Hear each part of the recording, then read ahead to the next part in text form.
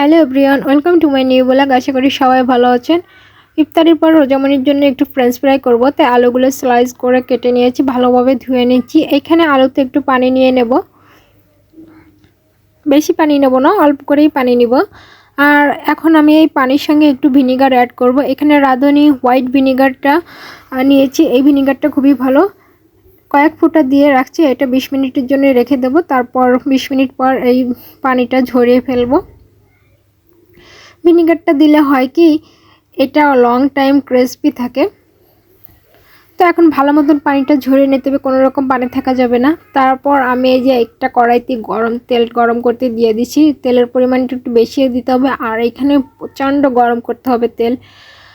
লবণ আর গোড়ামরিচ, যেহেতু রোজা একটু ঝাল ঝাল খেতে পছন্দ করে সব খাবার, তাই আমি এখানে একটু হালকা গোড়ামরিচ দিয়ে নিয়েছি। আর আপনাদের ভাই তো রান্নাঘরে চলে আসছে, এসে আমার সঙ্গে দুষ্টুমি শুরু করে দিয়েছে। বলছে আমি আজকে ফ্রেঞ্চ ফ্রাই করে দেবো আমার মেয়েকে, তোমার করে দিয়ে লাগবে না। একটা ডিম ফিটিয়ে নিচ্ছি ভালো মতন করে। আমি আমার স্টাইলে ফ্রেঞ্চ ফ্রাই করি। ফ্রেঞ্চ ফ্রাই অনেকে অনেক রকম করে করতে পারে, বাট আমার এইভাবে খেতে ভালো লাগে, তাই এইভাবে করি। আমি যখন প্রেগনেন্ট ছিলাম তখন ফ্রেঞ্চ ফ্রাই খেতে খুব পছন্দ করতাম, আর এখন দেখি মাশাল্লাহ আমার মেয়েও সেম ফ্রেঞ্চ ফ্রাই খেতে খুব পছন্দ করে। আমি এইখানে লবণ আর গোড়ামরিচ মাখিয়ে আলুগুলো এখন আমি এই যে ডিমের ভিতর পুরোটা মাখিয়ে নিচ্ছি। তারপর একটু কর্নফ্লাওয়ারে এটা কোট করে নেব। আর এখানে আপনার ভাইয়া কর্নফ্লাওয়ার ঢেলেও ঢালছে না, আমার সঙ্গে দুষ্টুমি করছে। তারপরে এই যে একটু কর্নফ্লাওয়ারের পরিমাণটা একটু বেশি করে নিয়েছিলাম, ফার্স্টে আমি কম হয়ে গেছিলো, তারপরে আবার আমি নিয়ে নিই কর্নফ্লাওয়ার। এটা ভালো মতন করে কোট করে নিচ্ছি। আর এদিকে আপনার ভাইয়া বলছে আমি কিন্তু ভাজবো, তোমাকে আজকে কিছুতেই ভাজতে দেবো না। ফাইনালি সে তো এই যে তারপরে এই যে আলুগুলো দিয়ে দিচ্ছি। তেলটা কি পরিমাণ গরম হয়েছে দেখেই বুঝতে পারছেন।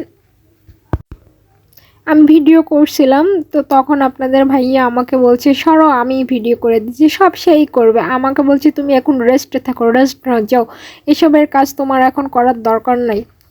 বলছে মেয়ে হয়ে জন্ম নিয়েছে, তার জন্য কি সবসময় রান্নাঘরেই পড়ে থাকা লাগবে? কেন ছেলেরা কি কিছুই পারে না? এভাবে সে আমার সাথে মজা করছিল।